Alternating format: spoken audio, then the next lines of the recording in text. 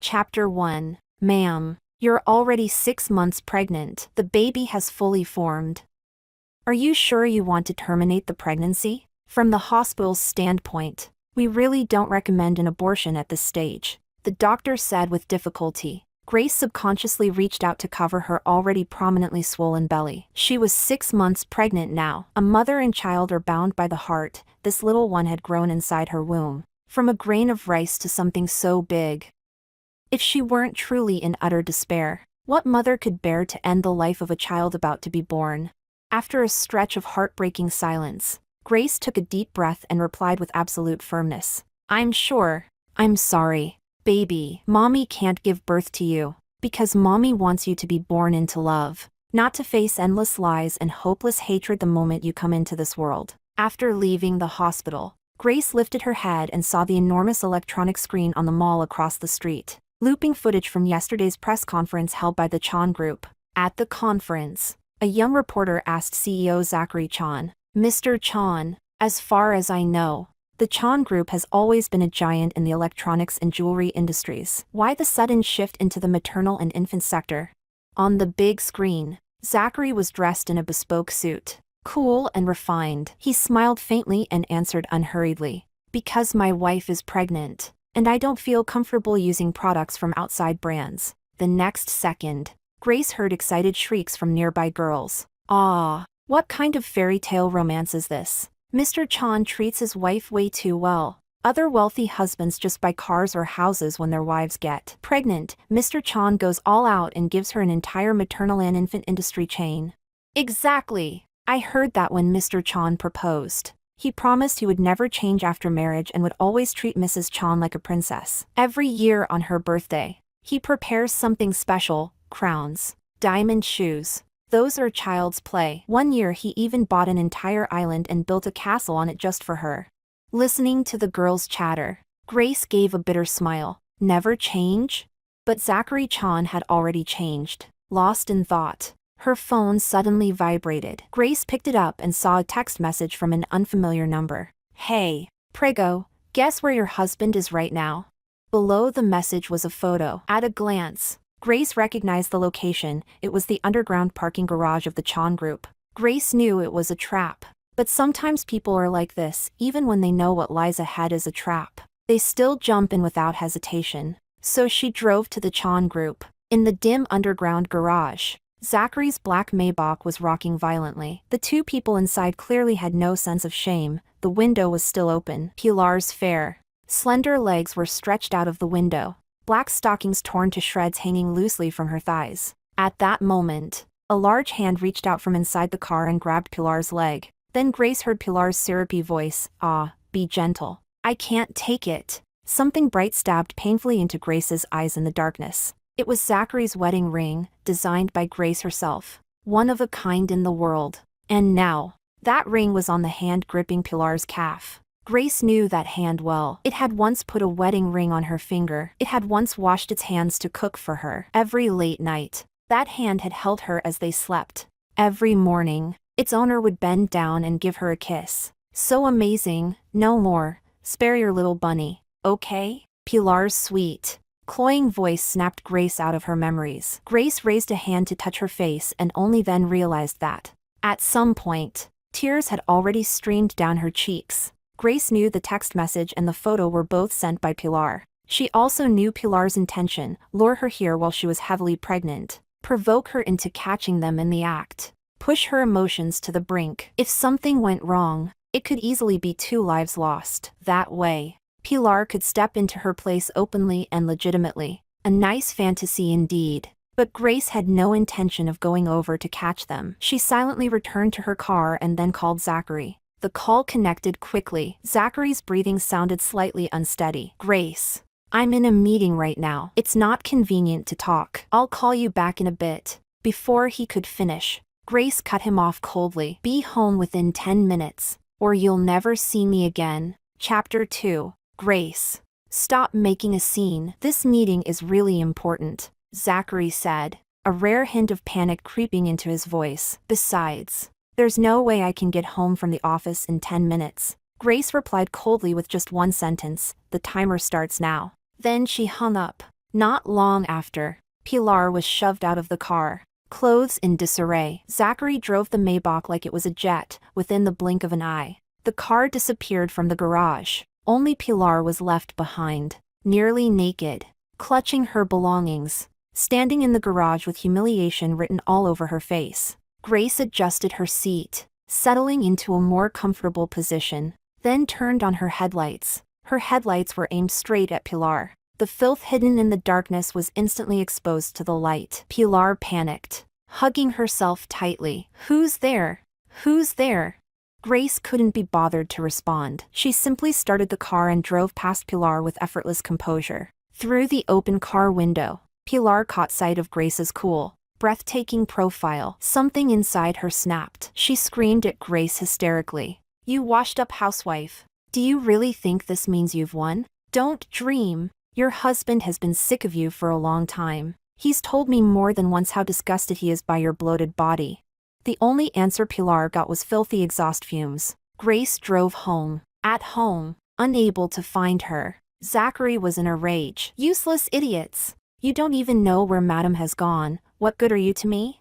Grace walked silently into the living room. The moment Zachary saw her, all his anger vanished at once. He rushed over, pulled her into his arms, and said with lingering fear, "Grace, thank God you're still here. I thought you'd really run away from home. You scared me to death." Grace looked up at him and asked in a tone that was impossible to read, "Are you really that afraid of me disappearing?" "Of course," Zachary replied without hesitation. "Grace, you're the most important person in my life. I can't lose you. And now that you're carrying my child, I absolutely can't lose you." His tone was so sincere, his gaze so full of affection. If she hadn't just witnessed him having sex with Pilar in the car, Grace might have almost believed him. "Grace, promise me you'll never leave me," Zachary said, gripping her hand tightly, his voice tinged with anxious desperation. "I can't live without you. If I lost you, I'd go crazy." A dense, piercing pain spread through her heart. With reddened eyes, Grace thought, "Then don't cheat. Entangled with another woman, yet saying over and over that you can't lose me. Zachary, which of your words are real, and which are lies? Why are you crying?" Noticing her reddened eyes, Zachary panicked. He coaxed her tenderly.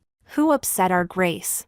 Tell me, and I'll go settle accounts with them right now." Grace shook her head. "It's nothing, just pregnancy hormones." Still, Zachary couldn't rest easy and insisted on calling a doctor to examine her. But when the doctor arrived, Zachary looked distracted. He kept glancing at his phone, and each time he did, the desire in his eyes grew deeper. Grace understood immediately. Pilar was probably texting him again. Soon enough, Grace received a message herself from Pilar. "Prego, believe it or not, I can make your husband drop everything and come to me right now."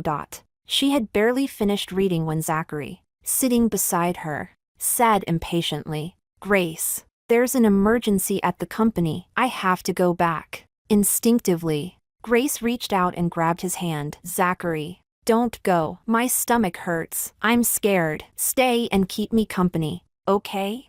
Zachary showed a conflicted expression. At that moment, his phone vibrated again. No one knew what Pilar sent him, but after reading it, he pulled his hand free from Grace's and smiled as he soothed her. "There's a doctor here. Nothing will happen. Besides, I'm not a doctor. Staying won't help anyway. Be good and listen to the doctor. I'll be back soon." With that, he abandoned Grace and rushed off impatiently to meet his mistress. At that moment, Grace's heart died completely. She forced back her tears, took out her phone, and sent a message to her brother, who worked in the military. "Brother, I want to disappear completely." Chapter 3. Grace couldn't understand how everything had ended up like this. From getting to know each other, to falling in love, to getting married. She and Zachary had always been the envy of everyone around them, a fairy tale couple in the eyes of others. When Zachary proposed to her, he had held her hands and made a solemn promise. People say men change after marriage. But Grace, don't worry. Even after we get married, I won't change at all. I'll keep doting on you, indulging you, and letting you be a princess straight out of a fairy tale forever. After the wedding, Zachary truly lived up to that promise. He treated her with the same devotion as when he had been pursuing her, sending her flowers every day, preparing surprises from time to time. Anything she wanted would appear by her bedside the very next day without her ever having to say a word. It was as if he could read minds, effortlessly seeing through all her thoughts. Even her friends, those who loved joking from a male supporting role point of view, praised her nonstop, saying she had found a husband who was truly one in a million. Yet why did such a one-in-a-million husband still end up cheating? Was it really, as Pilar said, because after she got pregnant her body had gained weight and her figure had gone out of shape? Grace lowered her head and looked at her prominently swollen belly. Faint stretch marks had already appeared on it. Ugly, so ugly. But before pregnancy, she had been just like Pilar, with a slender waist and pale, flawless skin. Her abdomen hadn't been round and swollen like a watermelon, nor had it been marred by these unsightly stretch marks. How ironic. She had been willing to sacrifice her beautiful figure and endure all kinds of physical discomfort to carry Zachary's child, yet Zachary had cheated on her after she became pregnant. Madam, this is freshly stewed fish maw and black chicken soup. Your mother-in-law said it's good for the baby. You should drink it while it's hot, the housekeeper said, bringing over a tray. On the tray, besides the soup, there was also a plate of peeled walnuts and a large plate of grapes. Grace's mother-in-law believed that eating grapes would give the baby big eyes, and that walnuts were good for the brain. She wanted a smart, cute grandson with big eyes, so she instructed the housekeeper to watch Grace eat grapes and walnuts every day, at least one full plate a day. If Grace didn't eat them, a call from her mother-in-law would come immediately. I'm just telling you to eat grapes and walnuts. Anyone who didn't know better would think I was forcing poison down your throat. I'm doing this for my grandson. You're pregnant now. Not a young girl anymore. You can't be so selfish. You can't eat only what you like. You have to think more about the child in your belly. I'm doing this for your own good. Don't always think I'm trying to harm you. Her mother-in-law's words echoed over and over in Grace's mind. In the past, no matter how much she didn't want to eat, she would still force herself to do it just to avoid arguing with her. But now, take it away. Grace turned her face aside. I don't have an appetite. Even if you don't, you still have to eat. Your mother-in-law said all of this was air-shipped from abroad, pure and organic. It's good for the baby, the housekeeper urged, pushing the tray toward her again. At that moment, Grace's phone vibrated once more. Pilar had sent another provocative message. First, she sent Grace an address, then taunted her, Prego, do you dare to come? Grace instinctively clenched her phone. She couldn't stay in this house anymore anyway. She might as well go and see. Grace drove out, following the address Pilar had sent. In the end, she arrived at an auction venue. Grace frowned, wondering why Zachary would be meeting his mistress at an auction. But when she looked up, she saw Pilar arm in arm with a richly adorned, elegant lady, taking seats in the front row of the auction hall. That lady was none other than Grace's mother-in-law, Laura. Chapter 4. Pilar. If you see anything you like later, just bid for it. Mom will buy it for you, Laura said affectionately, holding Pilar's hand. The gentle warmth on her face was something Grace had never once seen directed at herself. Mom, why are you so nice to Pilar, but always sarcastic and cold toward Grace? Zachary asked helplessly. Grace is clearly your daughter-in-law. She's even carrying your grandchild right now. Can't you treat her a little better too? That's because Pilar won't be like that troublemaker Grace, always instigating you to go against me, Laura said darkly. Mom, I've explained so many times, Grace has never instigated anything, Zachary tried to explain. But Laura had already lost her patience. She interrupted him bluntly. Zachary, our family finally came out happily to shop. Can you stop bringing up that mood-killing woman? All right, I won't say anything. Zachary gave in with a smile. Today, I'm here solely to serve Her Majesty the Queen and Her Highness the Princess. I'll just pay and swipe my card, won't say a single unnecessary word. That single phrase, Her Highness the Princess, made Grace's eyes redden. She had once believed she was the only princess in Zachary's heart. Even if he had cheated now, at least the love he once gave her had been unique. But it turned out there had never been anything unique about it. Anyone could be the princess in his heart. Grace took a deep breath, forcing back the tears threatening to spill over, and turned to leave. But at that moment, Zachary saw her. Grace? Why are you here? Zachary's face instantly turned pale. He glanced at Pilar, his expression extremely unnatural. When did you get here? Grace didn't answer him. Instead, she asked calmly, shouldn't I be the one asking you that? Didn't you say there was an emergency at the company and that you had to go back to work overtime? Zachary made an appointment to meet a client here to discuss business. What's the problem with that? Laura snapped impatiently before Zachary could reply. You're pregnant. Stop being suspicious all day long. Taking care of the baby is what really matters. Mom, don't keep criticizing Grace, Zachary said, defending her. Grace feels insecure because I, as her husband, haven't done well enough. If I gave her enough security, why would she be suspicious at all? As he spoke, Zachary carefully took Grace's hand and placed it over his chest. Grace, I did arrange to meet a client here. The client is on the second floor. If you don't believe me, I'll take you to meet him. He gazed into Grace's eyes, his look filled with deep affection. Grace, when we got married, I promised you that I would love and cherish you forever and never deceive you. I always keep my word. Grace thought to herself, how does he do it? Saying such heaven-defying lies right in front of his mother, his wife, and his unborn child. Isn't he afraid of karma at all? Then who is she? Grace turned her head and looked at Pilar. She's Zachary's cousin. Their whole family moved abroad. So you don't know her, Laura said with a smile. Oh right. Zachary, your cousin just returned to the country and has nowhere to stay. Why don't you let her live at your place for now? She paused, then turned to Grace with a beaming smile. Grace, you wouldn't have any objections, would you?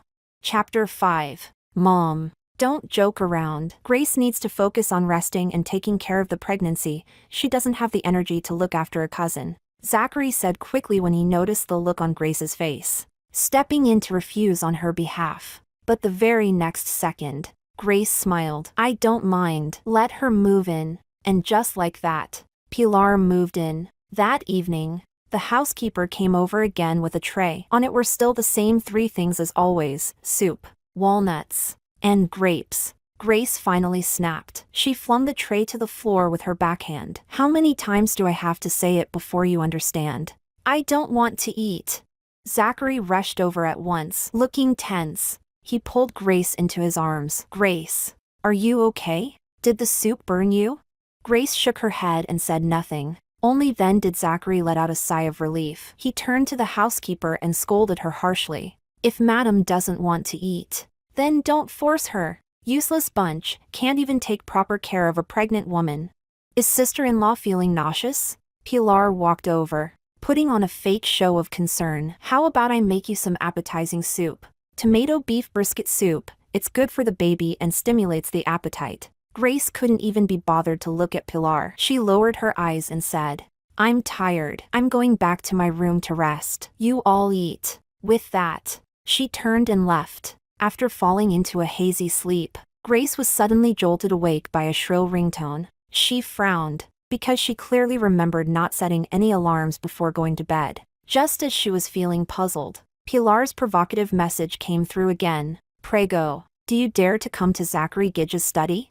Grace stared at the message for a long time. In the end, she still got up and went to Zachary's study. The door was left ajar. The moment she got close, Grace heard Pilar's coquettish laughter drifting out. Master, stop working and pay some attention to your good little bunny. Stop it. Zachary scolded in a low voice. This is home, not outside. What if Grace sees? Grace is already asleep. She won't know, Pilar said as she grabbed Zachary's hand and guided it downward. Master, little Pilar misses you so much, unbearably so. The darkness in Zachary's eyes deepened visibly. He flipped Pilar onto the desk and was about to undo his sleepwear when his movements paused. Wait, this nightgown you're wearing looks really familiar. Isn't this Grace's?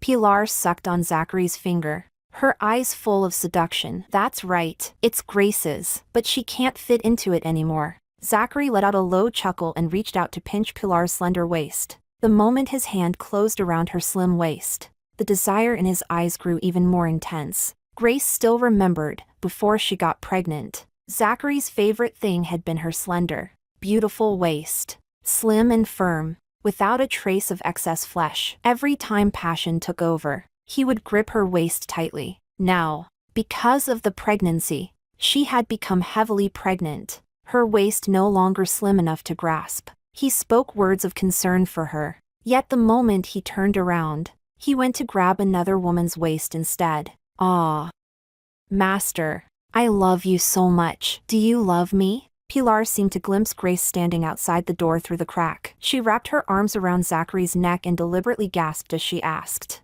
"Do you love me more, or do you love Grace more?" "Don't ask questions that only humiliate yourself," Zachary replied coldly. "The person I love most is of course Grace. She's my wife, the love of my life." Hearing that, Pilar shot a venomous, hate-filled glare toward the doorway. Unwilling to accept defeat, she asked again, "Then who do you love more in bed, me, or Grace?" Zachary let out a low laugh. "Obviously you. That sexy body of yours was made to serve me." A victorious smile appeared on Pilar's face. And in that instant, Grace was already in tears. Why cry? She asked herself through her tears. Didn't you let Pilar move in just to see how much sincerity Zachary still had left for you? Didn't you want to know whether he would cheat with his mistress right in the home you shared? Right under your nose? Now you have your answer. Congratulations, Grace. You have your answer. Chapter 6. Grace fell seriously ill. Her fever wouldn't go down, and she couldn't keep anything down, whatever she ate. She vomited right back up. A bunch of quacks. "I paid so much money to have you here, and you can't even cure a simple fever?" Zachary exploded in rage. If the butler hadn't stopped him, he might have started hitting people. "Madam is pregnant. There are many medications she can't take," the doctor said helplessly. "And your parents specifically instructed us not to prescribe Western medicine for Madam. The best option right now is dietary therapy, improving her condition through food." "But Madam isn't eating anything." Hearing this, Zachary carried a bowl of porridge to Grace's bedside. Holding her hand, he spoke in a near-pleading tone. "Grace, I'm begging you, for me, for our child, eat a little, okay?" Grace turned her face away and said nothing. In just a few days, she had become frighteningly gaunt. Her face was pale, her cheeks sunken, her whole body thin and frail. Only her abdomen was still unnaturally swollen. An alarming sight. "Grace, what's wrong with you?" Zachary said with reddened eyes. "What on earth happened? Tell me, please." Grace wanted to know too, what exactly had happened. Why had their once happy and perfect marriage turned into this? Why had Zachary, who once loved her so deeply, turned into a lying, cheating scumbag after she became pregnant? Who could give her an answer?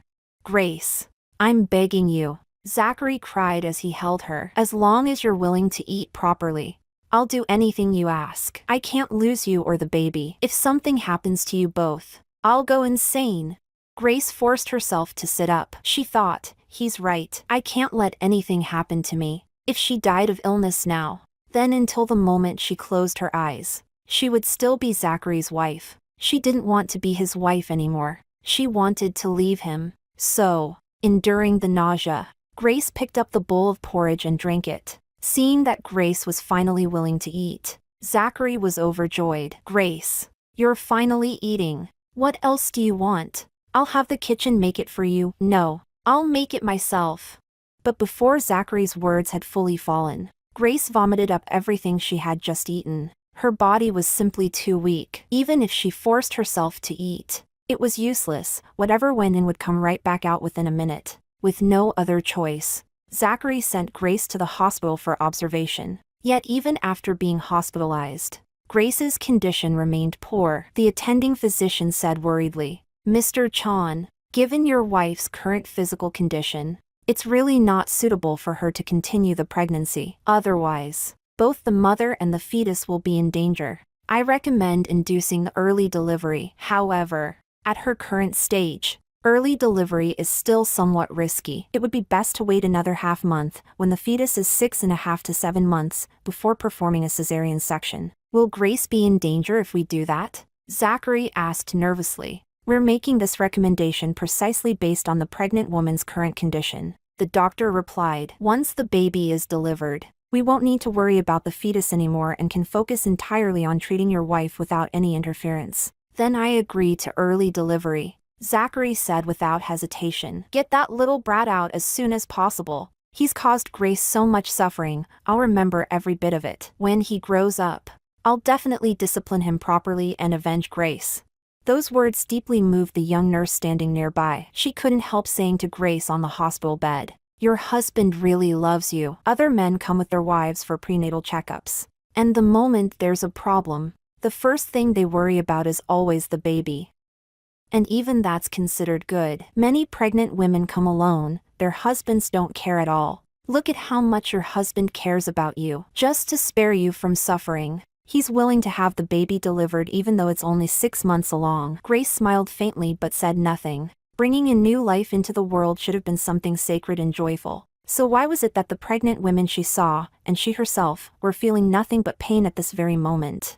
Chapter 7. Grace had no intention of giving birth to the child. She quietly contacted her older brother, and under his arrangements, she was transferred to another hospital. Grace, why the sudden transfer? Zachary asked in confusion. You're about to have a cesarean section. Changing hospitals at this point isn't a good idea. Is it?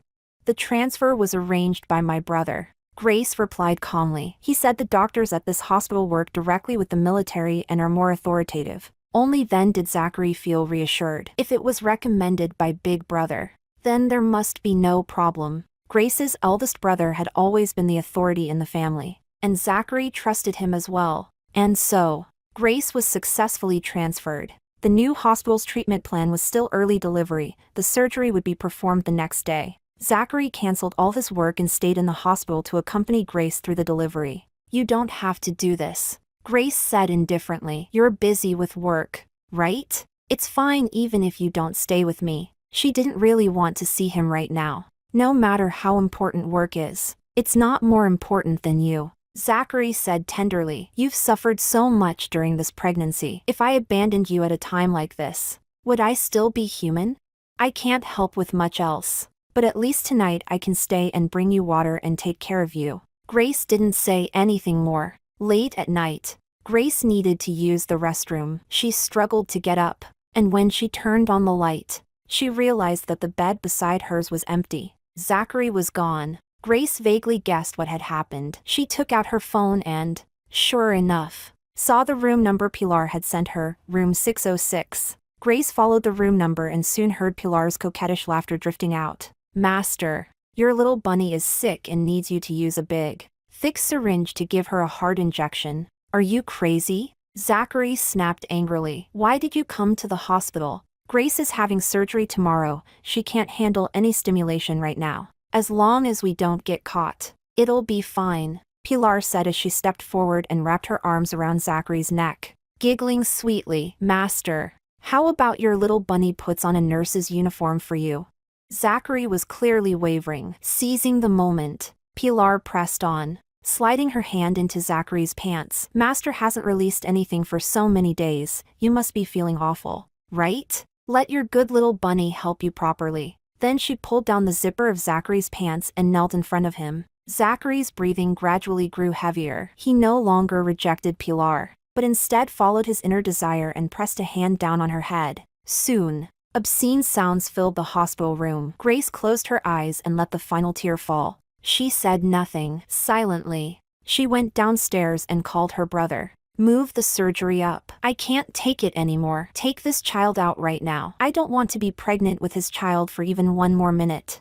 Everything about this made her feel utterly sick. Very quickly, all the preoperative preparations were completed, and Grace was wheeled into the operating room. Looking at her prominently swollen belly, a trace of reluctance rose in her heart. After all, she was already 6.5 months pregnant. The baby could even survive a premature birth. Was she really going to kill a child that had already fully formed? After a long silence, Grace decided to give Zachary one final chance to save their child. She asked the doctor to call Zachary and tell him that the surgery had been moved up. If Zachary immediately abandoned Pilar and came to accompany her through childbirth, she would give birth to the baby, then leave with the child. If Zachary didn't come, then she wouldn't keep the child either. She hadn't done anything wrong. She didn't want to bear the guilt of killing her own child. So she handed the choice to Zachary. Zachary, if this child dies tonight, then it will be you who killed it with your own hands. Chapter 8. Mr. Chan, your wife has suddenly developed a high fever and fallen unconscious. We can't wake her up no matter what, the doctor said anxiously as he called Zachary according to Grace's instructions. For your wife's safety, we have no choice but to move the cesarean section forward. Where are you right now? Please come immediately. What? The surgery's been moved up? Zachary's breathing was clearly unsteady. Okay, wait for me. I'll be there right away. At the same time, Grace made a video call to Pilar and started recording the screen. Pilar answered. As expected. Master, you're not going to leave me at a time like this, are you? Pilar said in a soft, aggrieved tone. We've only just started the foreplay, we haven't even gotten to the main part yet. There's no time, Zachary said as he hurriedly got dressed. Grace is about to give birth. I have to go be with her. You're not a doctor. What use is it for you to go? Pilar stepped forward and wrapped her arms around Zachary's neck. What Grace needs right now is a doctor. Not you, but your little bunny really needs you right now. As she spoke, she grabbed Zachary's hand and guided it beneath her. Don't believe me? Touch and see. Zachary's throat bobbed. Stop it. Grace has suffered so much to give me this child. If I don't stay with her when she gives birth, what kind of man would that make me? But Grace has already fainted. Even if you rush over now, she won't wake up, Pilar said, standing on her tiptoes and breathing softly into his ear. And with a cesarean section, the doctors won't let you into the operating room anyway. You'll only be waiting outside. Since you'll just be waiting, why not stay here and give your feverish little bunny a shot? Besides, Grace has already passed out. She won't know. That final sentence completely convinced Zachary. Zachary flipped Pilar over and pinned her beneath him. Fine, I'll cure your fever properly today.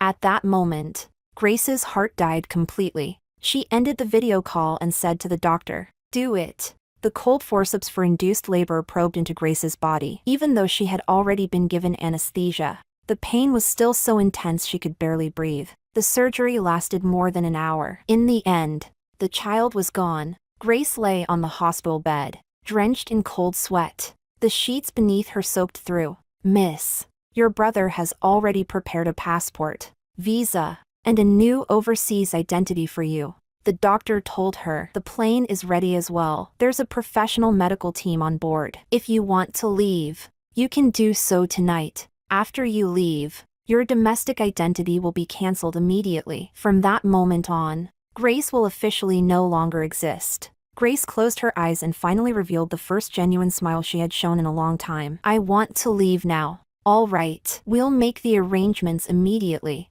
the doctor replied solemnly. Before boarding the plane, the doctor asked Grace, how would you like us to handle the fetus?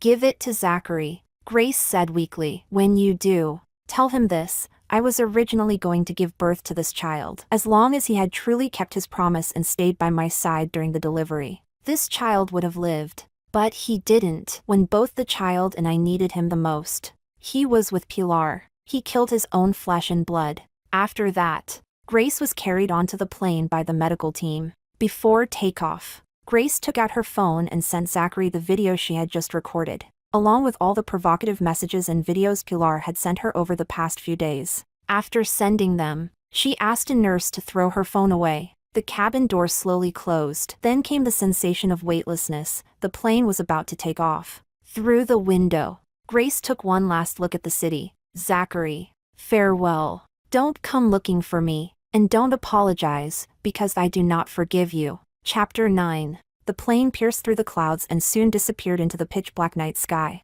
On the other side, Zachary finally stopped. After more than 2 hours, a deep sense of satisfaction spread through him, from the inside out. Yet along with that satisfaction came a faint trace of guilt. Cheating was one thing, but tonight was the night Grace was supposed to undergo a cesarean section. People always said that when a woman gives birth, it's like walking through the gates of hell. And yet, when Grace was stepping into that hell, he hadn't been able to resist temptation. The more Zachary thought about it, the more he felt like a complete piece of trash. But he didn't want to be like this either. He was a man. He had physical needs. Grace had been sick lately, and he'd stayed by her side the whole time. He hadn't had any chance to go outside and find another woman to deal with those needs. He'd been holding it in for a full week. If he kept holding it in, he'd suffocate. Things like this, it was better to release than to repress. The more you held it back, the stronger the urge became. Once you finally satisfied it, the desire would fade. Zachary justified himself over and over in his mind. He had merely made a mistake that men all over the world made. It was nothing. Besides, whenever he found women outside, it was always just physical, never emotional. His heart had always belonged to his wife. So this didn't even count as cheating. Taking care of physical needs couldn't be called infidelity. Only betraying someone emotionally was true betrayal. A momentary slip of the body was nothing more than animal instinct. After comforting himself like this, Zachary felt much better. As he quickly got dressed, he pulled out his phone and called his assistant. Assistant Zhang, I don't care what time it is, get up right now. Find a way to get me the most expensive set of jewelry possible. I mean a full set. Not just one piece, necklace, bracelet, earrings, even an anklet. It has to be with diamonds. The bigger and rarer, the better. Price is not an issue. Have it delivered to me first thing tomorrow morning. Grace has given birth. When she opens her eyes tomorrow, I want the first thing she sees to be the gift I got her. And also prepare gold bracelets, longevity locks, and things like that for the baby. Buy all the gold jewelry as matching mother and child sets. Whatever the baby has, my Grace must have the same set. I want Grace to know that even after having a child, she is still the only princess in my heart. The person I love most will always be her. In my heart, she will always come first. The child can only come second. After giving his instructions, he hung up. Strangely enough, spending money really did work wonders. The guilt weighing on his heart instantly lightened. By then, he was already fully dressed. Earlier, when he'd been entangled with Pilar, Zachary had deliberately taken off his suit and folded it neatly to the side, afraid it might get dirty or wrinkled and leave clues that a clear-headed Grace might notice. Now, as he put it back on, the suit was still crisp and immaculate. The moment he slipped into it, he once again assumed the polished demeanor of an elite businessman. From the outside, there was no sign at all that he just cheated. You're leaving already? Seeing him about to go, Pilar couldn't help pouting. Her tone was thick with jealousy as she said, It's always like this, you sleep with me and then you leave. What exactly am I to you?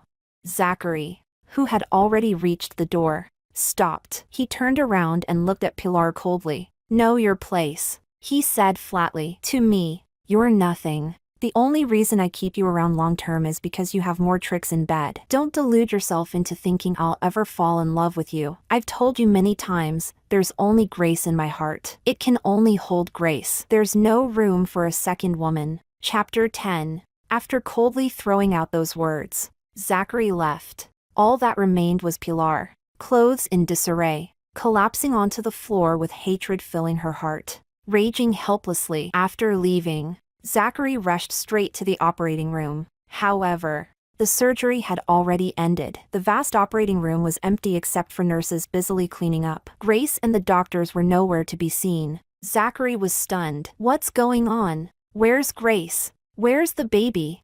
Miss Nurse. A completely at loss Zachary could only force himself to ask. The doctor just called me and said my wife was having surgery here. But why is there no one here now? Where's my wife? Where's the baby? And where did the doctors who operated on my wife go? The nurse lifted her eyelids and shot Zachary a glance, then asked coldly, You're Grace's husband, right? The surgery was 3 hours ago. Why are you only here now? Zachary couldn't very well say that he'd been fooling around with his mistress at the time, so he casually lied. I had an urgent matter at the company. Before he could finish fabricating his excuse, the nurse cut him off directly. That's hilarious. You busy big shot. Do you even know what time it is now? 4:30 in the morning. What kind of company do you work for that starts business at 4 in the morning? Zachary had been born into a wealthy family and later became a rising star in the business world. From childhood to adulthood, he had lived amid flattery and deference. When had someone ever mocked him so sarcastically like this? Who do you think you are? Daring to lecture me? Zachary Chan's face darkened, his tone icy. Our Chan Group has countless multinational businesses. Ever heard of time differences? It's 4 in the morning here, but in country K, it's already 9 in the morning. He paused, then said impatiently, "You should be grateful that my wife just gave birth today. I don't want to waste time arguing with someone like you on such an auspicious day. Call your hospital director, you're not qualified to speak to me." At that moment, a cold, steady male voice suddenly came from behind Zachary. "She's not qualified, then am I qualified?" Zachary froze, spun around abruptly, and stared in disbelief. "Big brother? Why are you here?" Standing behind Zachary was none other than Grace's brother, David. David was a soldier. Most of the time he stayed in the military, only returning home briefly during the new year. Even Grace herself rarely saw him, so Zachary was naturally shocked to see David here. "Humph, my sister giving birth, there has to be a man capable of handling things standing guard," David said coldly. "Since you couldn't do it, of course I had to." Every word dripped with dissatisfaction toward Zachary. An awkward expression appeared on Zachary's face. His wife giving birth while he wasn't even waiting outside, it really was indefensible. It was only natural for his brother-in-law to be angry. "This is all my fault." Faced with David, a soldier, Zachary couldn't muster any arrogance at all. He lowered his head and admitted his mistake. "When Grace was giving birth, I should have stayed by her side every step of the way. But big brother, if you say I didn't stay with Grace at all, that really would be unfair to me." Zachary hurried to explain. "During the days Grace was sick, I never left her side. If you don't believe me, you can ask Grace. At night, I stayed right by her bed. The moment there was any movement, I'd get up immediately to bring her water or take care of her. These past few days, I was constantly with Grace and had no time to deal with Chan Group affairs. As a result, the company fell into chaos. A multinational project ran into serious trouble. The investors from Country K were furious and insisted on a video call, saying they wanted to hold an emergency meeting. But the signal in the hospital corridors was terrible. There was no way to make a video call. I really had no choice. I could only go downstairs first to deal with those foreigners. I finished the video meeting as fast as I could and rushed back without stopping, but I didn't expect that I'd still be a step too late. Grace's surgery had already ended. Chapter 11. To be honest, Zachary's lie was not only poorly made, but also full of obvious loopholes. The signal in the hospital corridors was indeed bad, but the VIP wards had wireless internet. If he truly needed to get online urgently, there was no need for him to go downstairs at all. He could have simply gone into one of the rooms next to the operating theater and connected to the Wi-Fi. Moreover, foreigners were people too, not cold-blooded monsters. No country with basic humanity would force a man to abandon his wife while she was giving birth just to attend a meeting. Country K was a developed nation, and people there placed great importance on family values. Such a situation was even more impossible. David listened quietly as Zachary spun his lies. To be honest, for a fleeting moment, David almost couldn't resist the urge to rush forward and punch the scumbag hard. But he held himself back. That punch would come sooner or later, but not now. "Big brother, I really know I was wrong. You can hit me, scold me, I'll accept it all." Zachary once again put on that deeply affectionate expression, lowering his stance. "But big brother, I'm begging you, tell me where Grace is. Ever since she went into the operating room, I haven't seen her again. Is she okay now? Has she woken up? If she wakes up and doesn't see me, she'll definitely be heartbroken. I'm begging you, big brother, let me see Grace. After I see her, no matter how you punish me, I won't complain. As long as I can see Grace, I'm willing to do anything." In fact, as early as when Grace had brought Zachary home to meet the family, David hadn't liked this brother-in-law very much. How should he put it? He felt Zachary was too fake. What normal man talked like that? Sweet words rolling off his tongue nonstop, without even feeling embarrassed. But back then, Grace and Zachary were deeply in love, and during the relationship, Zachary really did treat Grace well. In front of her, he showed none of the airs of a wealthy heir. Whenever they went out, he would carry her bag for her. He didn't mind eating leftovers Grace had touched. He'd take them and eat them himself without hesitation. Whatever Grace wanted, no matter what it was, he would always find a way to get it for her. Over time, David's view of his future brother-in-law gradually softened. But who would have thought that before long, this man would reveal his true colors? Sure enough, people should trust their instincts. Sometimes, first impressions are actually the most accurate. He never should have let his sister marry this man. David forcibly suppressed the fury boiling in his chest. He took a deep breath, then said coldly, "Don't worry, Grace and the child are both fine. Mother and child are safe." "Really?" Zachary's face lit up with uncontrollable joy. "Where is Grace now? Can I see her?" "No," David replied expressionlessly. "Grace just had surgery and needs rest. Go home first. Go back and make proper arrangements. Tomorrow, I'll personally bring the mother and child home." "Arrangements?" Zachary froze, clearly not understanding what David meant. "My sister risked her life to give you a son," David said coldly. "Aren't you going to hold a banquet to welcome her and the child home?" "We will. Of course we will." Zachary nodded repeatedly. "I'll call my whole family over. Our entire family is extremely grateful to Grace for giving birth to our child. Invite more people and make it presentable," David added calmly. "Both my family and the Chan family are prominent families in a city. Don't make it look cheap and embarrassing." "Don't worry, big brother. I'll make sure everything is arranged perfectly," Zachary promised again and again. David curled the corner of his lips slightly. "Then I'll see you at the banquet tomorrow." Chapter 12. Although at this very moment Zachary desperately wanted to see Grace, when he looked at David's resolute, stern face, he silently swallowed all the words he wanted to say. To be honest, he was a little afraid of his brother-in-law. How should he put it? Perhaps because David was a soldier, there was a kind of unquestionable authority about him. Even though Zachary had fought his way through the business world for years and had seen all kinds of people, he was still intimidated by the powerful aura David exuded. "Then I'll go back and make the arrangements first," Zachary said before leaving, squeezing in another show of affection. "If Grace wakes up, please tell her that I love her very much and really want to see her. I'll be waiting for her at home." David felt like throwing up just watching him. Sure enough, the more a man cheats, the better he is at pretending to be deeply devoted. Truly decent men usually have little romantic experience and rarely interact with women. Even if they like someone deeply, their mouths are clumsy, no matter how hard you press them. They can't squeeze out a single sweet word. Only seasoned players who have been through countless relationships can speak such heartfelt, fluent words of love. Because all of that was practiced on mistresses, David's gaze gradually turned icy. His hands, which had been empty just moments ago, now held a phone after Zachary left. That phone was clearly not David's. "Send it to the tech department and crack the password." David tossed the phone to his subordinate and gave a cold order. "Copy everything related to Zachary's infidelity onto a USB drive. I'll need it tomorrow."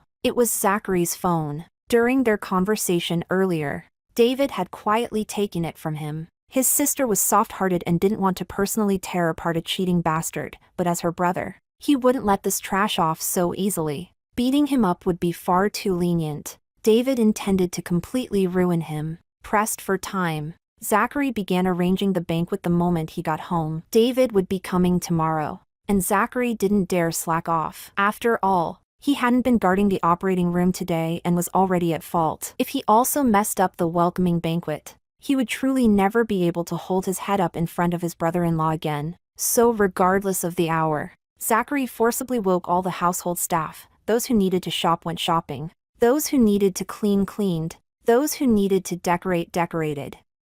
Everything had to be ready before David brought Grace and the child back in the afternoon. At the same time, he called his parents and told them to invite all the Chan family's relatives and friends to attend, to make the banquet look grand. Grace just had a cesarean section. Can she really be discharged so soon? Laura asked skeptically. And the baby was premature. Shouldn't he be kept in the hospital for observation?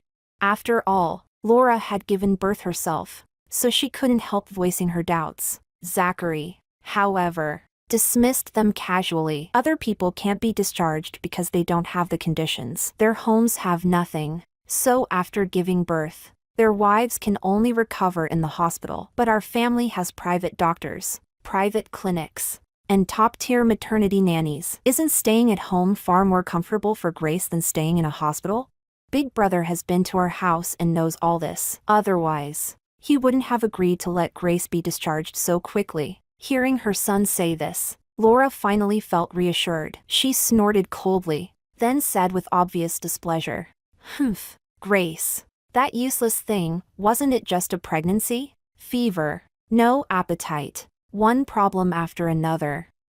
My poor eldest grandson, being cut out at just over 6 months. She just gave birth. So I won't say anything now, but if anything happens to my grandson's health in the future, I absolutely won't let that delicate little slut off the hook. Chapter 13. Although Laura didn't like Grace, she still cared deeply about the child in Grace's belly. After all, this was her first grandson. From the moment Grace became pregnant, Laura had been looking forward to the day she could hold her grandson in her arms. Zachary had never dared to tell his parents about the premature birth, because he knew very well, if he did, they would never agree to it. Compared to Grace's health, the two elders cared far more about the child in her womb. Although modern medical technology could already ensure that premature babies grew up healthy, the older generation didn't believe in that. In their eyes, premature babies were inherently weak. Only babies born at full term were truly healthy. It didn't matter if the mother suffered more, what mattered most was the child's health. So even if Grace had already been critically ill back then, Zachary's parents would never have allowed an early delivery. They would have had doctors pump Grace full of nutrients and force her to stay pregnant for a few more months, at the very least, until she carried the baby to 9 months. Zachary understood his parents far too well. That was precisely why he hadn't dared to mention the premature birth. Only after Grace had successfully given birth did he dare to reveal the truth. When she learned the truth, Laura exploded with anger over the phone. But the cesarean had already been done, and the baby had already been born. No matter how furious she was, it was useless now. Zachary kept soothing his mother over the phone, saying things like the baby was very healthy. There were no problems at all, and as long as they followed the doctor's instructions, the child would grow up no differently from a full-term baby. Even so, the fire in Laura's heart didn't subside in the slightest. She didn't say anything out loud, but she had already made up her mind. Once David left, she would definitely find an opportunity to deal with Grace severely and avenge her poor grandson. The banquet was being prepared in a flurry of activity. Laura summoned her circle of wealthy socialite friends, while Zachary's father, Diego, invited his business associates. Everyone gathered together, chatting and laughing, all eagerly waiting to see the baby as soon as possible. Only your Zachary dotes on his wife enough to agree to a premature birth. If it were my family, my son would rather die than allow his wife to deliver early. Premature babies really aren't ideal. I've heard that many of them have weak constitutions. Laura, you really need to find a chance to talk some sense into your daughter-in-law. The child is already premature. Raising him later can't be sloppy. He must be breastfed. Don't let her force the baby to drink formula just because she's afraid her figure will go out of shape. Babies raised on breast milk are always stronger than those raised on formula. That's right. Breast milk is a must. You can't give in to your daughter-in-law on this matter anymore. Premature babies are already fragile if you don't breastfeed. What will happen to their health when they grow up?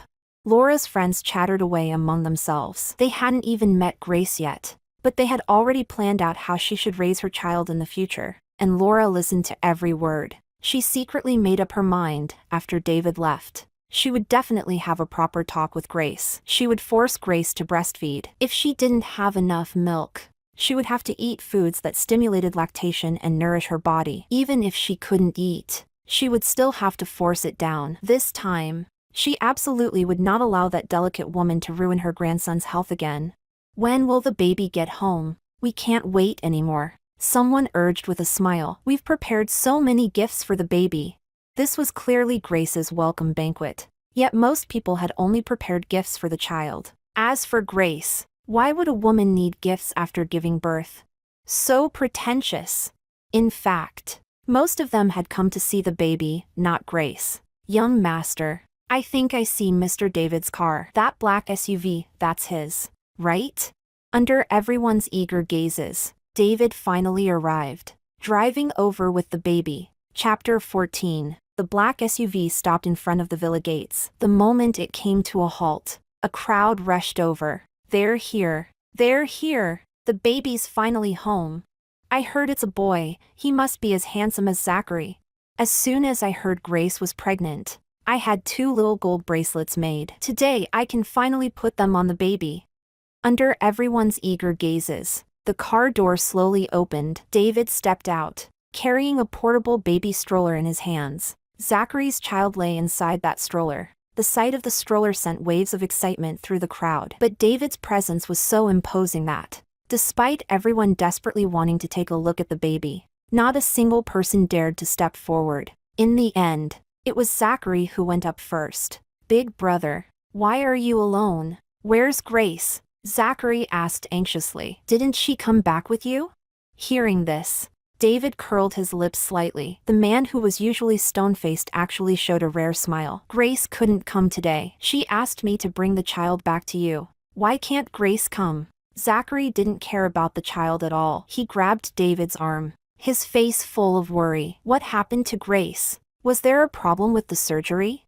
David didn't answer. At that moment, Zachary's parents came over. Zachary might not care about the child, but his parents cared deeply. In fact, they had only deigned to attend today's welcome banquet because they wanted to see their grandson. If Grace had been discharged alone, without a child, they wouldn't have come at all. "Child's uncle, you must be tired carrying the stroller all this time," Laura said with a beaming smile. "Give the baby to me. Thank you for taking care of Grace and the child in the hospital. Now that you're home, you can finally relax. I'll take care of the baby." As she spoke, Laura reached out to take the stroller from David. David's lips curved into a cold arc. He didn't refuse and directly handed the stroller to her. This stroller had a canopy. Once the canopy was pulled down, the inside was completely concealed, and nothing could be seen. At this moment, no one knew what the baby inside looked like. Laura took the stroller eagerly. The instant it was in her hands,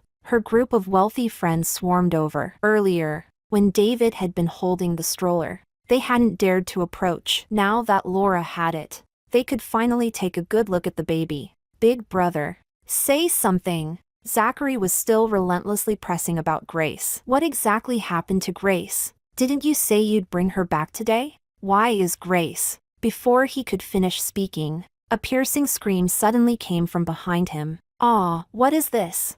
Surrounded by her friends, Laura impatiently lifted the canopy of the stroller. The last layer of concealment was torn away, and the brutal truth was laid bare before everyone's eyes. There was no adorable baby in the stroller. There was only a transparent glass jar, and inside that jar lay the child Grace had lost just yesterday. This was the grandson Laura had been longing to see. Chapter 15. Hearing his mother scream, Zachary turned around in shock. At that moment, the group of wealthy ladies gathered around the stroller all screamed and scattered, terror written all over their faces as if they'd been badly frightened. Laura's legs gave out completely, and she collapsed onto the ground. Zachary rushed over to help his mother up. "Mom, what's wrong? Why do you look so pale?" Laura only felt her vision going black. Trembling, she raised a finger and pointed at the stroller, her voice shaking. The baby. At that moment, David strolled over as well, lowering his long lashes. He glanced at the stroller and said with a half-smile, "Zachary, aren't you going to take a look at your newborn son?" Only then did Zachary realize something was terribly wrong. His face went deathly pale as he stepped forward, one step at a time, until he stood in front of the stroller. And just as he lowered his eyes to look inside, Laura, who had finally regained her senses, let out a heart-rending wail behind him. "My grandson!" In that instant, Zachary saw it clearly. What lay inside the stroller was not a cute newborn baby, but a transparent glass jar containing his son's corpse. Zachary's heart clenched violently. His eyes turned bloodshot as he spun toward David in rage, then lunged forward and grabbed David by the collar. "David, what the hell do you mean?" Zachary's father, Diego Chan, also strode over with a dark expression, furious beyond restraint. "Where is Grace? Tell her to get out here. Our Chan family has treated her well. How could she do something so insane?" The guests immediately began whispering among themselves. That's right, who in a city doesn't know how desperately Zachary loves Grace? If Grace wanted the stars in the sky, Zachary would probably climb up and pluck them down for her. Then why would Grace abort the child? Zachary treats her so well, she had no reason to do this. Killing her own flesh and blood without hesitation, how cruel.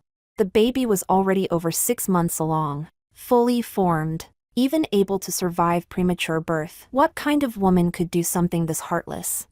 Amid the chorus of condemnation, both Diego and Zachary straightened their backs even more, as if righteous indignation had given them moral high ground. Zachary still tried to defend Grace. With a dark expression, he questioned David. Grace would never do something this cruel. David, did you force Grace to have an abortion? You're the child's uncle. How could you do something so utterly inhumane?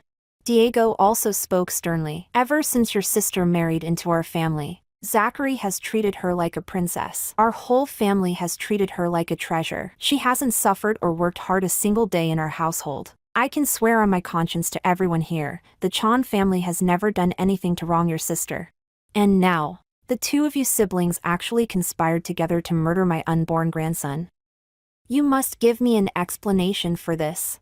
That's right, you must give us an explanation. Laura, supported by her friends, stood up from the ground, wiping her tears as she pointed at David and demanded, "Where is Grace? Tell her to come out. I want to ask her myself, how has our Chan family wronged her? Why would she do something like this?" Faced with everyone's accusations, David remained utterly calm. He slowly took out a USB drive. "There's no need for my sister to show herself," David said evenly. "I'll tell you all right now why my sister aborted this child."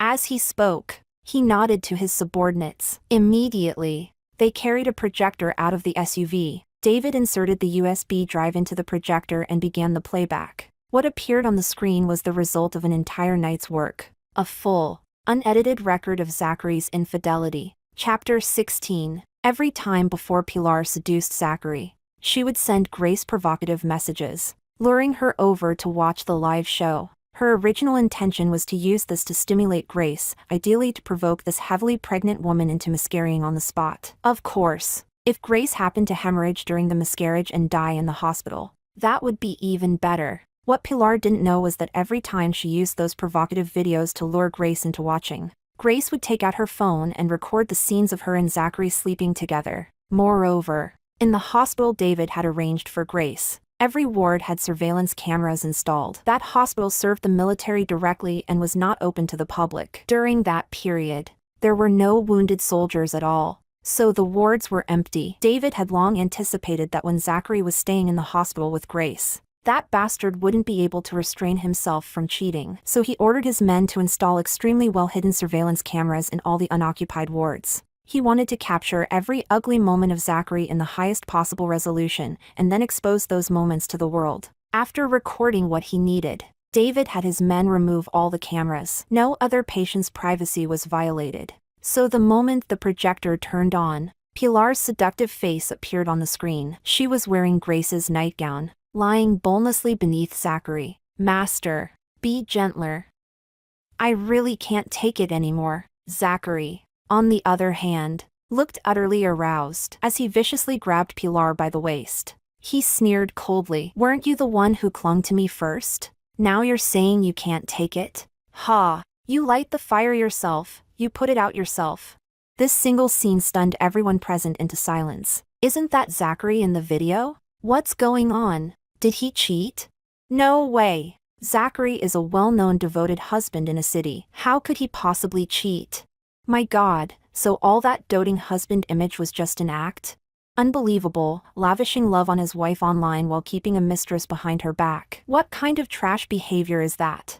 Didn't the Chan family always boast about their good family values? This is the fine son they raised?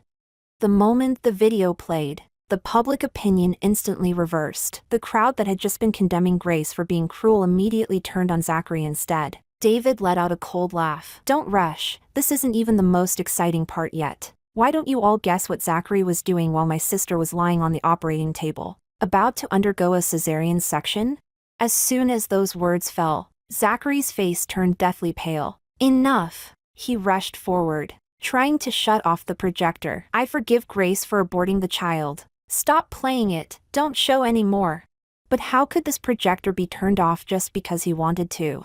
With one hand, David slammed Zachary to the ground. "Scum, what right do you have to forgive Grace?" David stepped on Zachary's face, looking down at him from above, his voice icy. "Stay right there. The video isn't finished yet." The next moment, the footage switched to the operating room. Grace lay on the operating table. On the screen, she was so thin she barely looked human. Her face was deathly pale, her voice weak, yet she still forced herself to speak to the doctor. Wait, don't start the surgery yet. Call Zachary. Tell him I'm about to give birth. If he can come right now, I'll give birth to this child. But if, even now, when I need him the most, he's still clinging to his mistress and refuses to come, then abort the child. After saying that, she closed her eyes. A single, cold tear slid down from the corner of her eye. Chapter 17. The very next second after Grace's tears fell, the camera abruptly cut to Zachary.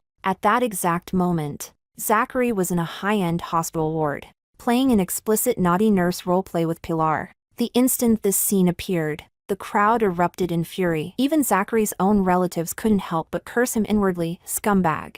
As for the other guests, they didn't hold back at all. My God, is Zachary even human? His wife is lying on the operating table giving birth, and instead of staying with her, he's sneaking around with his mistress.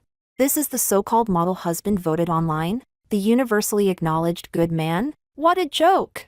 Disgusting. Now I finally understand why Grace aborted the child. If it were me, I'd abort it too. I would never give birth to a child for a man this vile. Hearing everyone hurling insults at Zachary, Laura couldn't sit still anymore. She spoke up to defend her son. This video is obviously edited. Zachary may have made mistakes, but I know the son I gave birth to. I'm willing to stake my life on it. My Zachary would never fool around outside while his wife was giving birth.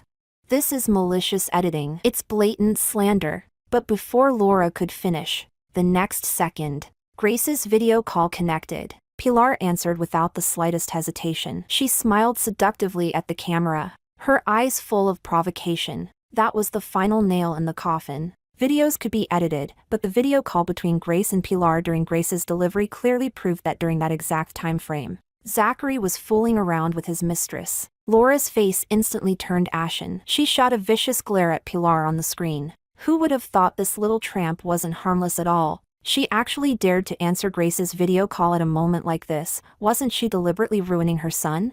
My God, this is beyond disgusting. The son cheats, and instead of disciplining him, the mother keeps covering for him. This whole family is suffocating. The more I see this, the more I understand Grace. Thank goodness she aborted the child. Otherwise, wouldn't she have been bullied to death by the Chan family?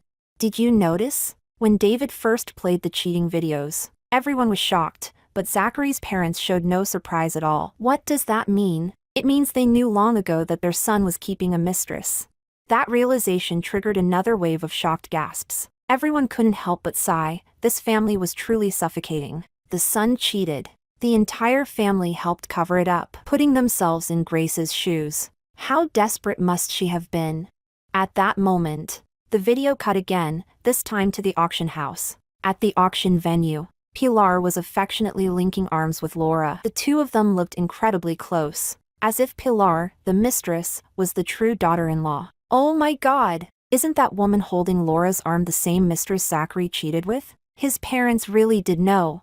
Absolutely disgusting. So picky and harsh toward their own daughter-in-law, yet so kind to the mistress. Like crooked beams make crooked houses. Zachary turning out like this, his parents are definitely to blame. But this still wasn't the most explosive part. The most explosive moment came at the very end of the video. At the end, Laura said smugly, "Oh right, Zachary. Your cousin just returned from abroad and has nowhere to stay. Why don't you let her live at your place for now?" Grace, you wouldn't have any objections, would you? Chapter 18. This part, Grace hadn't recorded on video, only Laura's voice. After all, Grace herself had been present at the time and couldn't exactly point the camera at Laura to film her. But even just the audio alone was already explosive enough. My God, did I hear that right? Laura actually suggested that the mistress move into her son and daughter-in-law's home? What on earth was she thinking? Is that something a normal human being would do? And she even lied to Grace, saying the mistress was Zachary's cousin. Seriously, I'm speechless. What kind of mother does that? Could it be that Laura thought Grace was pregnant and couldn't serve her son anymore? So she found a young, pretty mistress to take care of him instead? What era are we even living in? Is Laura insane? In modern society, there are still mothers who personally send a concubine to their son while the daughter-in-law is pregnant. This whole family is just full of freaks.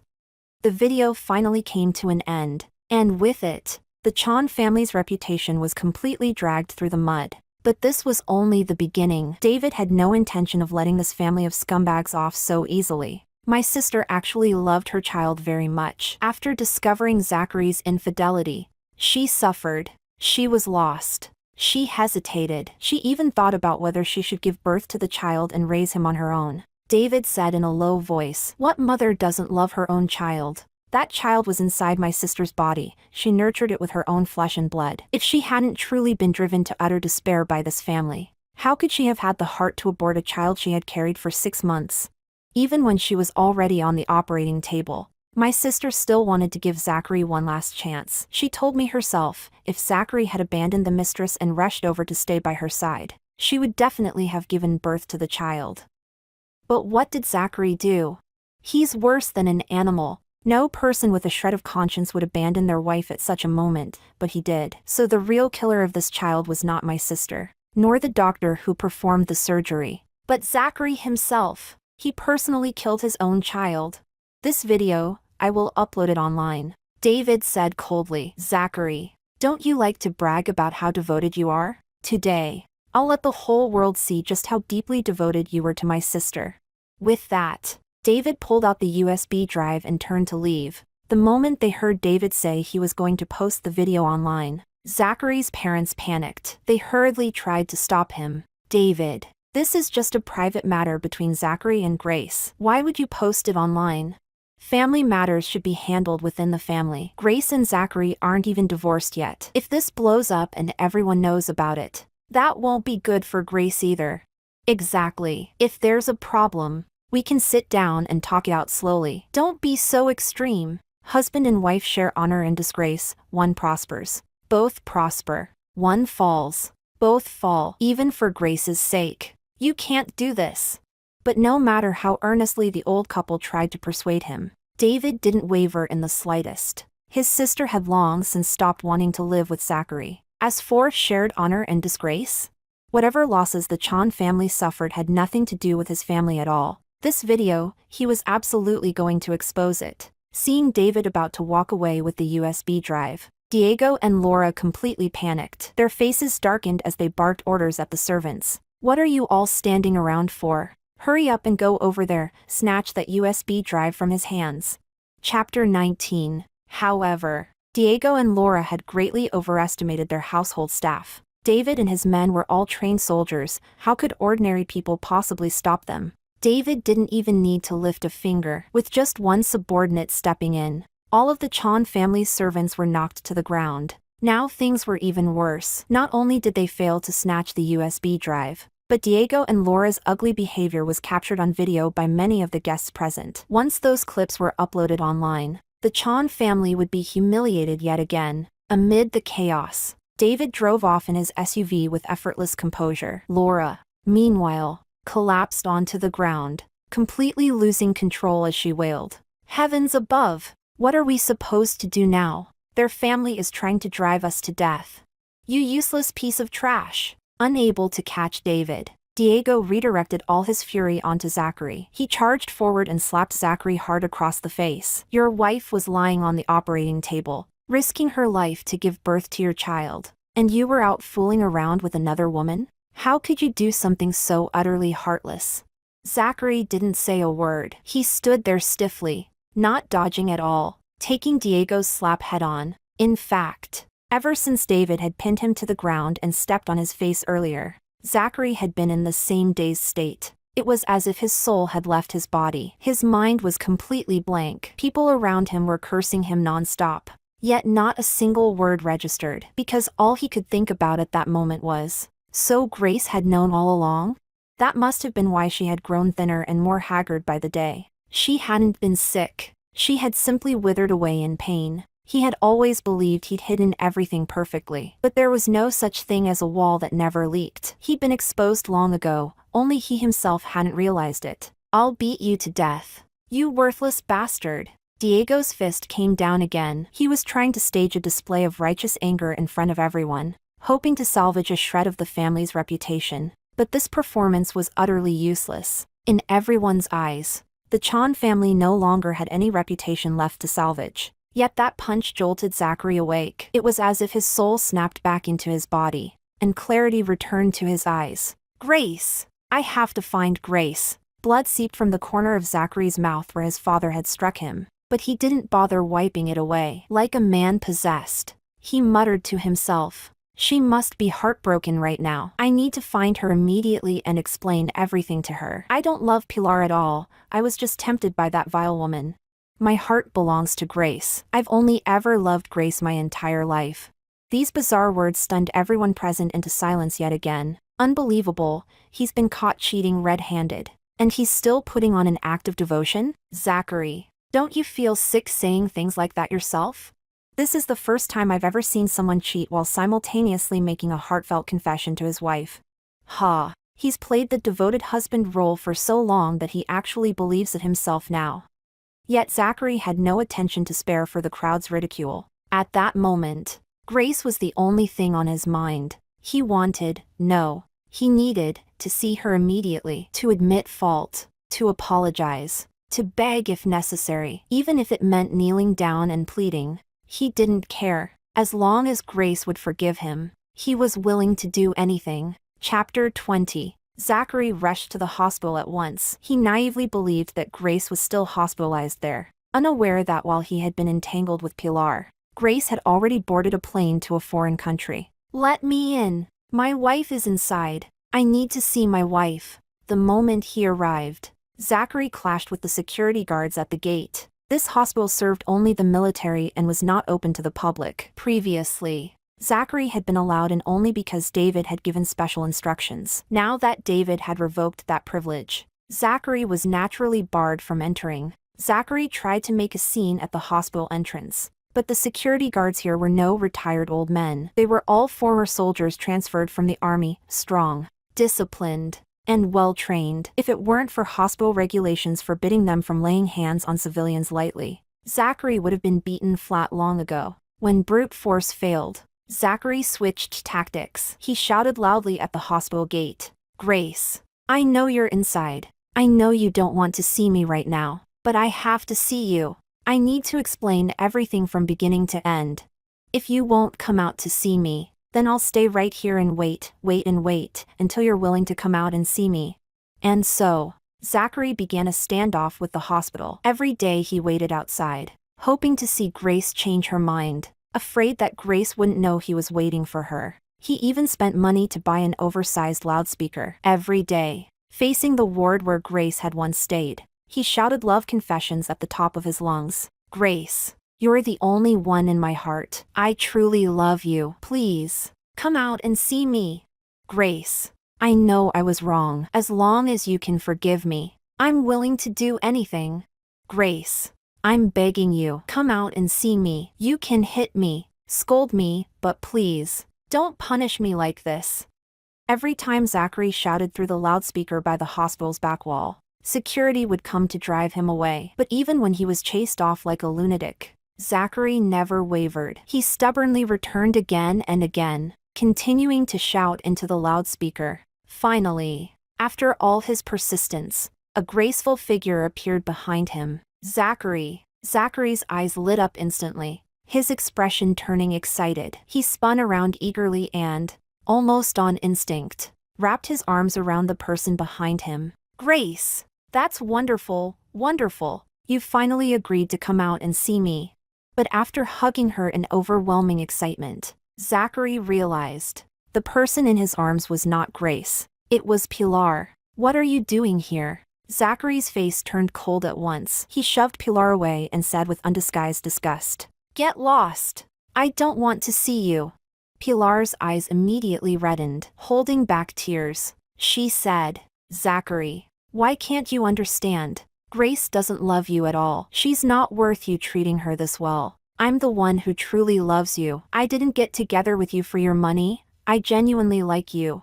Zachary froze, then seemed to recall something all of a sudden. His gaze turned icy. "Heh, I almost forgot. If it weren't for you, Grace would never have found out about my cheating." Zachary's face darkened, his expression terrifying. Step by step, he walked toward Pilar, his fists silently clenching tighter and tighter. "You shameless bitch. How many times did I warn you not to show off in front of Grace? And yet you were so ungrateful, you actually dared to text Grace to provoke her, and even answered her video call while she was giving birth."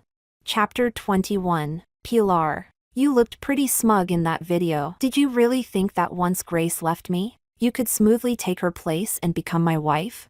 Heh, what a beautiful dream. How could I ever marry someone like you, something anyone can have? In my eyes, you're no different from the women who sell themselves in nightclubs. I just slept with you a few more times, and you actually started taking yourself seriously? Zachary grabbed Pilar by the throat. His chest was full of vicious rage with nowhere to vent, and Pilar had walked straight into the line of fire. He slammed her against the wall, beating her furiously while spewing abuse without restraint. "Bitch, you even dared to provoke Grace? Who gave you the nerve to challenge Grace? A filthy, low woman like you isn't even qualified to be compared to Grace. In my eyes, you're not worth even one of Grace's toes. Being compared to trash like you is an insult to her." Just hitting her wasn't enough. Zachary yanked Pilar by the hair and smashed her head against the wall. "I'll teach you not to know your place. I'll teach you to provoke Grace. You must have water in your brain if you really thought a man of my status would ever marry garbage like you." Again and again, her head slammed into the wall. Soon Pilar was bleeding profusely, tears pouring down her face as she sobbed and begged. "Woo-woo. I won't dare anymore. I really won't. Please spare me. Master, please. Spare me." The moment Pilar called him master, the anger Zachary had just barely suppressed flared up again. He slapped her hard across the face. "Shut up. Don't call me that. It's disgusting."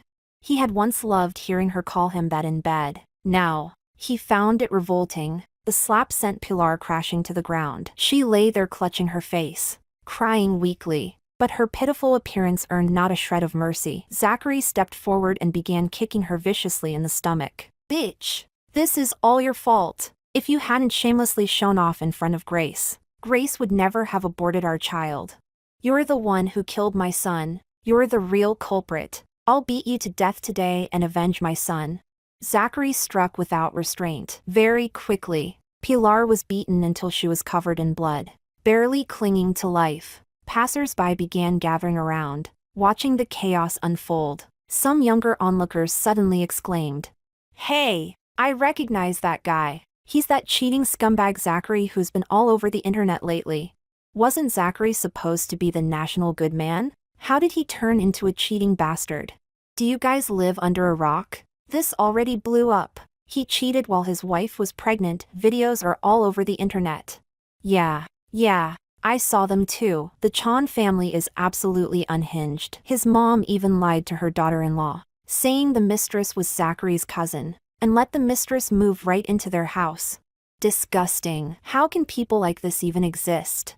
While Zachary was losing his mind at the hospital, David had already uploaded all of the cheating videos online. This time, Zachary and Pilar were truly infamous. Netizens everywhere recognized this pair of despicable lovers. Zachary's image as the national good man completely collapsed, replaced by his new title in everyone's mouths, a top-tier scumbag.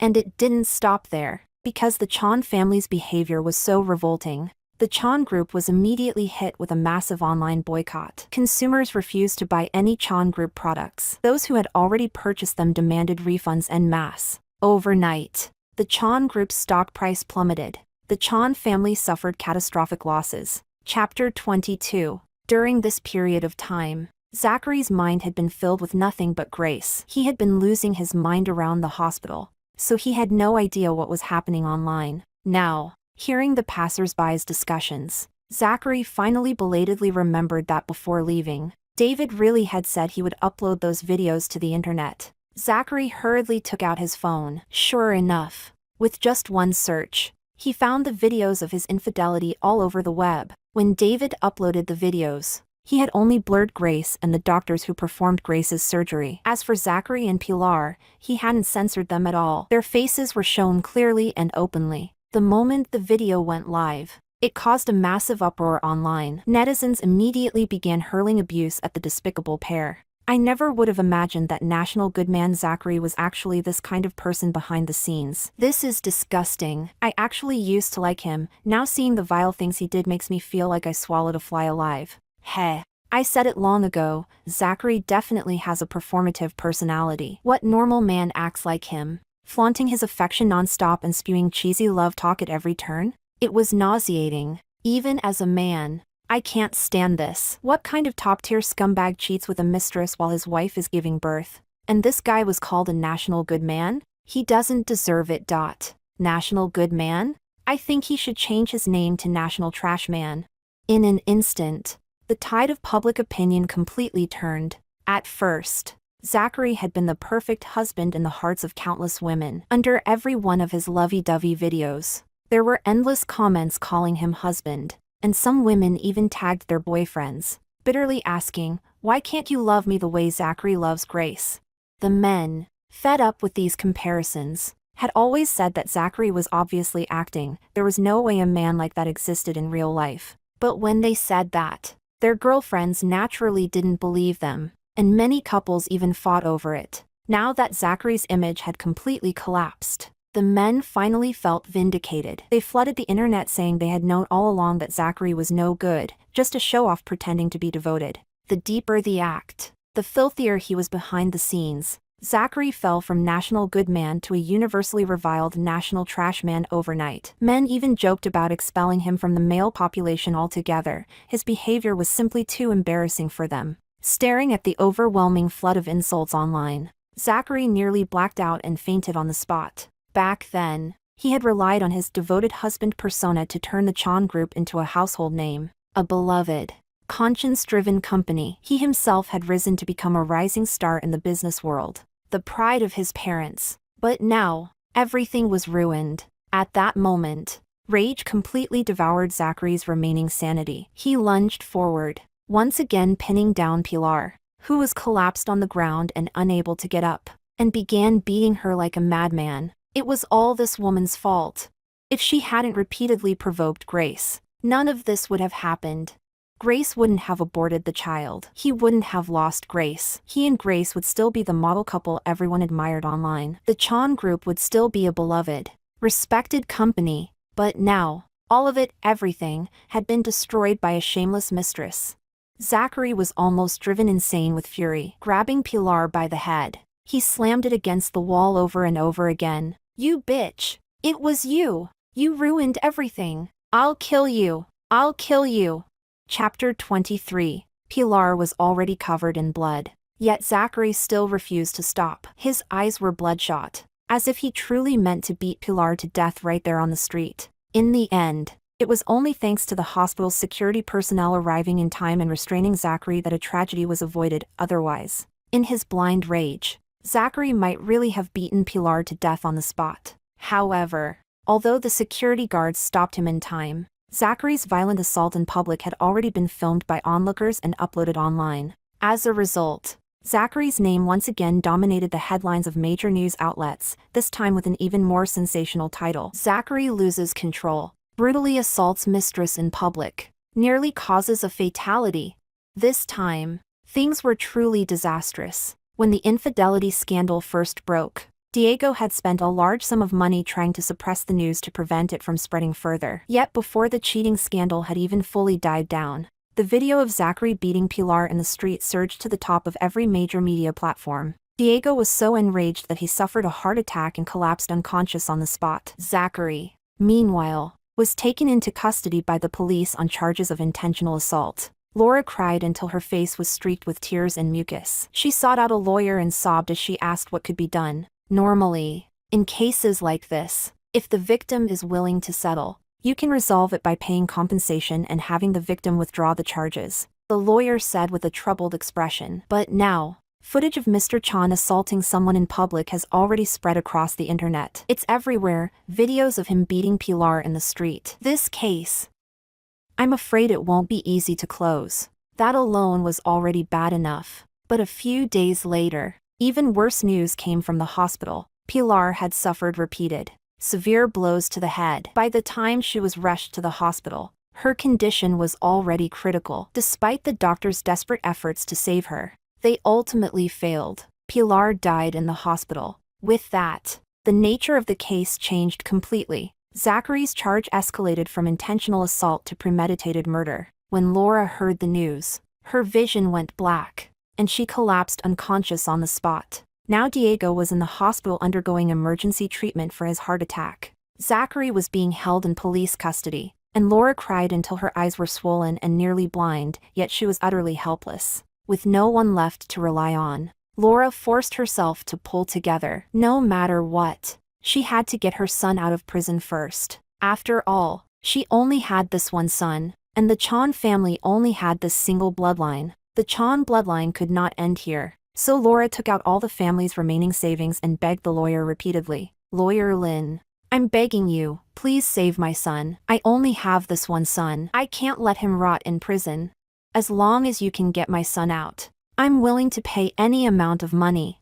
Lawyer Lin wanted to take the case, but the problem was that Zachary had beaten Pilar in public. And while doing so, he had repeatedly shouted, "I'll kill you! I'll kill you!" Those words had been heard by many people and even recorded on video, which was then uploaded online. If it weren't for those words, Lawyer Lin might have been able to argue that Zachary had no subjective intent to kill, that he had acted impulsively and accidentally caused Pilar's death. A crime of passion carries a lighter sentence, and with good behavior in prison, Zachary might have even qualified for a reduced sentence and been released in just a few years. But unfortunately, while assaulting Pilar in public, Zachary had repeatedly yelled, "I'll kill you! I'll kill you!" Too many people had heard it. There was even video evidence. Under these circumstances, Lawyer Lin could no longer argue that it was an impulsive killing. What could have been classified as a crime of passion was now clearly premeditated murder, and premeditated murder could carry the death penalty. Chapter 24. The moment Laura heard the words death penalty, her vision went black again, and she nearly fainted on the spot. Fortunately, Lawyer Lin said that as long as they were willing to throw enough money at the problem, Zachary might still have a slim chance of survival. "Lawyer Lin, as long as you can save my son, I'm willing to spend any amount of money," Laura said hurriedly. "Even if I have to sell my house, I'll do it. I have to save my son." Lawyer Lin then told Laura that the only remaining option was to bribe the hospital into issuing a diagnosis stating that Zachary had mental problems. Murder committed by someone deemed mentally ill would not carry criminal responsibility. That way, Zachary would be sent to a psychiatric hospital instead of prison. Once Mr. Chan is confined to a psychiatric hospital, we can then find a way to get him out, Lawyer Lin said. But during this process, a lot of money will be needed to grease the wheels. If you really want to save your son, you'd better start raising funds immediately. So Laura rushed home and sold off her jewelry, luxury handbags, and even one of her villas, everything at low prices. Things progressed fairly smoothly. After all, before the incident, Zachary had repeatedly stood outside the military hospital with a loudspeaker, shouting like a madman. Laura also bribed a shady hospital. Its doctors claimed that Zachary had suffered a mental breakdown after the double blow of losing his beloved wife and his long-awaited son. They issued a psychiatric evaluation certifying that Zachary had already been mentally unstable when he assaulted Pilar. And just like that, Zachary was sent to a psychiatric hospital. The next step was to find a way to get him out. Unfortunately, the matter soon reached David's ears. And even more unfortunately for Laura, David happened to know the director of that psychiatric hospital. So David gave a cold laugh and had his subordinate pass along a message to the director. "Tell him, he can take the money, but the man is not to be released. Since Laura insists her son is insane, then let him stay in the asylum for the rest of his life." This move was exceptionally ruthless. The director of the psychiatric hospital was a seasoned fox. He knew exactly how to deal with a woman like Laura, someone willing to give up everything for her child. Now the Chan family had completely fallen from power. Laura still had some money, but no influence or backing. To the director, she was nothing more than a fat sheep waiting to be slaughtered. As long as he kept dangling hope in front of her, making her believe that pouring in more money would eventually get her son released, she would keep selling off everything she owned and funneling money into the asylum. And the director could simply take the money without ever doing anything. After all, Laura didn't dare sue him. Once she did, the truth about Zachary faking mental illness would come out. With multiple charges added together, Zachary would be finished for good. For the sake of her son, No matter how unwilling or bitter she felt, Laura could only grit her teeth and swallow everything whole. After all, sometimes, it really does take an evil person to punish another evil person. And so, Laura kept pouring money into the psychiatric hospital, desperately trying to get her son out. While on the other side, Diego remained hospitalized due to his heart condition, requiring exorbitant medical fees just to stay alive. Money was being devoured on both fronts. Laura had been a pampered wealthy lady all her life and had no ability to earn money. Very quickly, she squandered all of the Chan family's remaining assets. One villa after another was sold off. In the end, Laura moved out of her luxurious mansion and into a dark, cramped rental apartment. The rental was filthy, foul-smelling, and infested with cockroaches. Laura lived each day drowning in tears. Zachary's life in the asylum was no better. At first, he still clung to hope, waiting for his mother to rescue him. But year after year passed, and he remained locked inside the psychiatric hospital. A psychiatric hospital was no better than prison. Patients were forced to take medication every day. These drugs affected the brain, while they could calm actual patients. When taken by a normal person, they slowly dulled the mind, making one increasingly less like a normal human being. Let me out! I'm not mentally ill. I'm a normal person. In the beginning, Zachary resisted fiercely, but for patients who became too emotionally agitated, the asylum resorted to electroshock therapy. After enduring electroshock treatment for a period of time, Zachary gradually became obedient. Perhaps it was from living among the insane for too long, or perhaps it was the effect of the drugs, but Zachary's mind slowly began to break. He no longer resisted. He no longer thought about escaping. Like the other patients in the hospital, his eyes became dull and lifeless, his expression empty. Grace. Grace. I love you. He even began muttering to himself. Occasionally, when he saw a young and pretty nurse, he would rush over and confess passionately, Grace, you're finally willing to see me. That's wonderful, truly wonderful.